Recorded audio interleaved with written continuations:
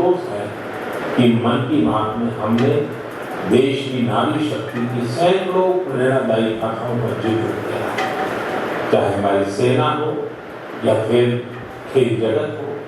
मैंने जब भी महिलाओं की उपलब्धियों पर बात की है उसकी खूब प्रशंसा की है।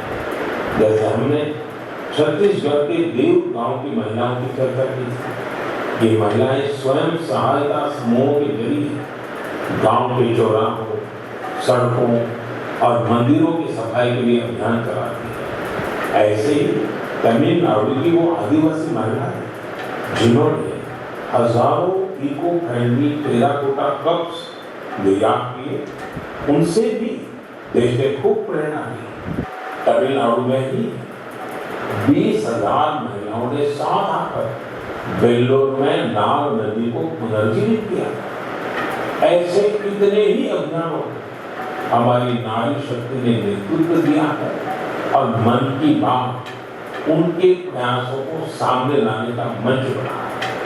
साथियों, अब हमारे साथ फोन लाइन पर एक और सज्जन मौजूद है। इनका नाम है मंजूर अहमद। मन की बात में जम्मू कश्मीर की पेंसिल स्लेट्स के बारे में बताते हुए मंजूर अहमद जी का जिक्र हुआ था। मंजूर जी, कैसे हैं आप? थैंक यू सर, बड़े अच्छे से है सर। मन की बात के 100वें एपिसोड में आपसे बात करके मुझे बहुत अच्छा लग रहा है। Thank you sir. ये पेंसिल स्लेट्स वाला काम कैसा चल रहा है? बहुत अच्छे से सब है सर, बहुत अच्छे से। जब से सर आपने हमारी बात मन की बात में कही सर, तब से बहुत काम बढ़ गया सर और दूसरों को भी रोजगार यहाँ बहुत बड़ा है इस काम में। कितने लोगों को रोजगार मिलता होगा? अभी मेरे पास 200 प्लस है। अरे वाह, मुझे बहुत खुशी हुई। जी सर, जी सर। अभी 1-2 महीने एक्चुअली इसको एक्सपांड कर रहा हूँ और 200 लोगों को रोजगार बढ़ जाएगा। वाह वाह वाह। देखिए मंजूर जी सर, मुझे बराबर याद है और उस दिन आपने मुझे कहा था कि ये एक ऐसा काम है जिसकी न कोई पहचान है, न स्वयं की पहचान है और आपको बड़ी पीड़ा भी थी और इस वजह से आपको काफी बड़ी मुश्किलें होती थी, वो भी आप कह रहे थे। लेकिन अब तो पहचान भी बन गई और 200 से ज्यादा लोगों को रोजगार दे रहे हैं। जी सर, जी सर। और नए एक्सपांशन करके और 200 लोगों को रोजगार दे रहे हैं। ये तो बहुत खुशी की खबर दी आपने। केवल सर यहाँ पे जो फार्मर है सर, उनका भी बहुत बड़ा इसमें फायदा मिला सर। तब से 2000 का फ्री बेचे थे, अभी वही फ्री 5000 तक पहुँच गया सर। इतनी डिमांड बढ़ गई है सर इसमें तब से और अपनी पहचान भी बन गई। इसमें बहुत से आर्डर है अपने पास सर। अभी मेरे आगे 1-2 महीने और एडजस्टमेंट करके और 200-250 2-4 गाँव में जितने भी लड़के लड़के हैं जिसमें एडजस्ट हो सकता है, उनका भी रोजी रोटी चल सकता है। देखिए मंजूर जी, वोकल फॉर लोकल की ताकत कितनी जबरदस्त है, आपने धरती पर उतार के दिखा दिया। जी सर, जी सर। मेरी तरफ से आपको और गांव के सभी किसानों को और आपके साथ काम कर रहे सभी साथियों को भी मेरी तरफ से बहुत बहुत शुभकामनाएं। धन्यवाद भैया। धन्यवाद सर। साथियों, हमारे देश में ऐसे कितने ही प्रतिभाशाली लोग हैं जो अपनी मेहनत के बलबूते ही सफलता के शिखर तक पहुंचे। मुझे याद है विशाखापट्टनम के वेंकट मुरली प्रसाद जी ने एक आत्मनिर्भर भारत चार्ट शेयर किया था। उन्होंने बताया था कि वो कैसे ज्यादा से ज्यादा खाद्य प्रोडक्ट्स ही इस्तेमाल करते। जब बेतिया के प्रमोद जी ने एलईडी बल्ब बनाने की छोटी यूनिट लगाई या गढ़ मुक्तेश्वर के संतोष जी ने मैट्स बनाने का काम किया, मन की बात ही उनके उत्पादों को सबके सामने लाने का माध्यम था। हमने मेक इन इंडिया के अनेक उदाहरणों से लेकर स्पेस स्टार्टअप तक की चर्चा मन की बात में की। साथियों, आपको याद होगा कुछ एपिसोड पहले मैंने मणिपुर की बहन विजय शांति देवी जी का भी जिक्र किया। विजय शांति जी कमल के रेशों से कपड़े बनाते हैं। मन की बात में उनके इस अनोखे इको फ्रेंडली आइडिया की बात हुई तो उनका काम और पॉपुलर हो गया। आज विजय शांति जी फोन पर हमारे साथ हैं। नमस्ते विजय शांति जी। How are you? Sir, I am fine. And how is your work going on? Sir, I am still working along with my 30 women. In such a short period, you have reached 30% team. Yes, sir. This year also more expand with 100 women in my area. So you are targeting 100 women. Yeah, 100 women. And now people are familiar with this local strength fiber. Yes, sir. Everyone knows from Man Ki Baat program all over India. So now it's very popular. Yes, sir. From Mr. Man Ki Baat program, everyone knows about the lotus fiber. So now you got the market also. Yes, sir. I have got a market from USA also. They want to buy in bulk in large quantity. But I want to give from this year to send the US also. So now you are exporter. Yes, sir. From this year, I export our products made in India, not fiber. So when I say vocal for local, and now local for global. Yes, sir. I want to reach my products all over the globe of our world. So congratulations and wish you best luck. Thank you, sir. Thank you. Thank you, Viजय Sir. Thank you, sir. साथियों, मन की बात की एक और विशेषता है। मन की बात के जरिए कितने ही जन आंदोलन थे, जन्म भी लिया है और गति भी पाई है। जैसे हमारे खिलौने, हमारी टॉय इंडस्ट्री को फिर से स्थापित करने का मिशन मन की बात से तो शुरू हुआ था। भारतीय नस्ल के श्वान, हमारे देशी डॉग्स, उसको लेकर जागरूकता बढ़ाने की शुरुआत भी तो मन की बात से ही की थी। हमने एक और मुहिम शुरू की थी कि हम गरीब छोटे दुकानदारों से मोलभाव नहीं करेंगे, झगड़ा नहीं करेंगे।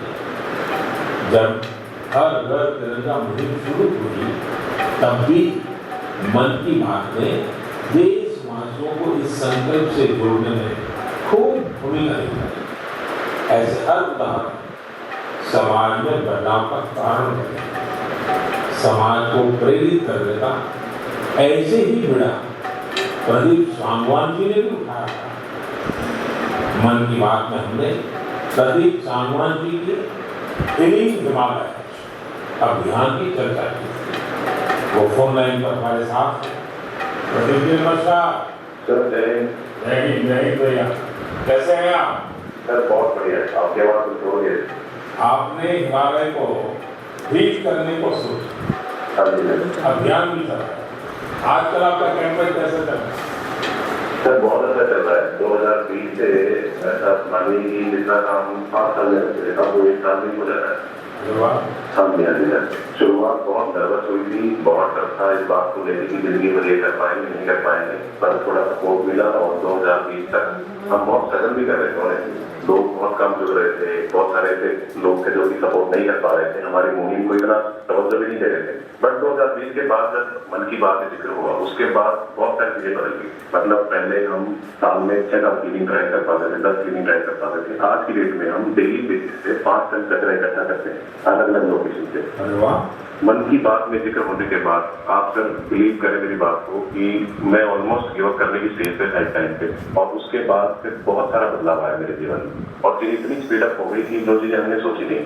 तो आई एम रियली थैंकफुल कि पता नहीं कैसे हमारे जैसे लोग आप ढूंढ लेते हैं, कौन इतने दूर दराज एरिया में काम करता है, हिमालय के क्षेत्र में जाके बैठ के हम काम कर रहे हैं, सॉल्टिट्यूड पे काम कर रहे हैं, वहाँ पे आपने ढूंढा हमें, हमारे काम को दुनिया के सामने लेके आए। तो मेरे लिए बहुत इमोशनल मोमेंट था तब भी और आज भी कि मैं हमारे देश के जो प्रथम सेवक हैं उनसे मैं बातचीत करता हूँ। मेरे लिए इससे बड़ी सौभाग्य की बात नहीं हो सकती। प्रदीप जी, आप तो हिमालय के चोटियों पर सच्चे अर्थ में साधना कर रहे हैं और मुझे पक्का विश्वास है अब आपका नाम सुनते ही लोगों को याद आ जाता है कि आप कैसे पहाड़ों की स्वच्छता अभियान में जुड़े हैं।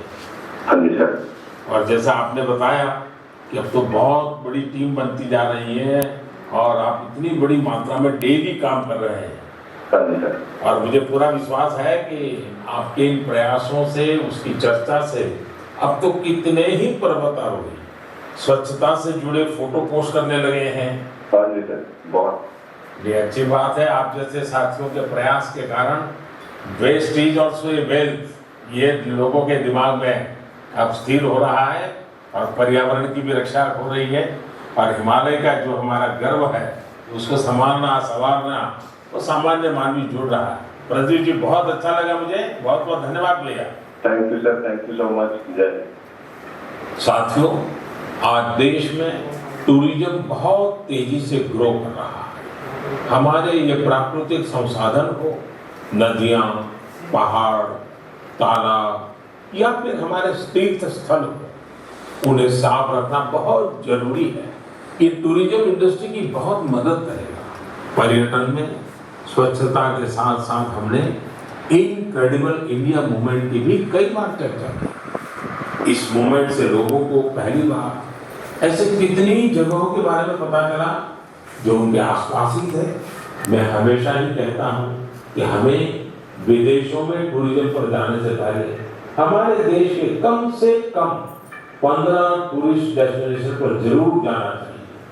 और यह डेस्टिनेशन जिस राज्य में आप रहते हैं वहां के नहीं होने चाहिए, आपके राज्य से बाहर किसी अन्य राज्य के होने चाहिए। ऐसे ही हमने स्वच्छ सियाचिन, सिंगल यूज प्लास्टिक और ई वेस्ट जैसे गंभीर विषयों पर भी लगातार बात की। आज पूरी दुनिया पर्यावरण के जिस इशू को लेकर इतना परेशान है, उसके समाधान में मन की बात का ये प्रयास बहुत अहम है। साथियों, मन की बात को लेकर मुझे इस बार एक और खास संदेश यूनेस्को की डीजी ऑड्रे ऑजुले का आया है। उन्होंने सभी देशवासियों को 100 एपिसोड के इस शानदार जर्नी के लिए शुभकामनाएं दी। साथ ही उन्होंने कुछ सवाल भी पूछे। आइए पहले यूनेस्को की डीजी के मन की बात सुनते हैं। Namaste, Excellency, dear Prime Minister. On behalf of UNESCO, I thank you for this opportunity to be part of the 100th episode of the Man Ki Baat radio broadcast. UNESCO and India have a long common history. We have very strong partnerships together in all areas of our mandate: education, science, culture, and information. And I would like to take this opportunity today to talk about the importance of education. UNESCO is working with its member states to ensure that everyone in the world has access to quality education by 2030. With the largest population in the world, could you please explain the Indian way to achieving this objective? UNESCO also works to support culture and protect heritage. And India is chairing the G20 this year. World leaders will be coming to Delhi for this event. Excellency, how does India want to put culture and education at the top of the international agenda? I once again thank you for this opportunity and convey my very best wishes through you to the people of India. À bientôt. Merci beaucoup. Thank you, Excellency. I'm happy to interact with you in the 100th Man Ki Baat program. I'm also happy that you have raised the important issues of education and culture. साथियों, UNESCO की DG ने education और cultural preservation यानी शिक्षा और संस्कृति संरक्षण को लेकर भारत के प्रयासों के बारे में जानना चाहता है। ये दोनों ही विषय मन की बात के पसंदीदा विषय रहे हैं। बात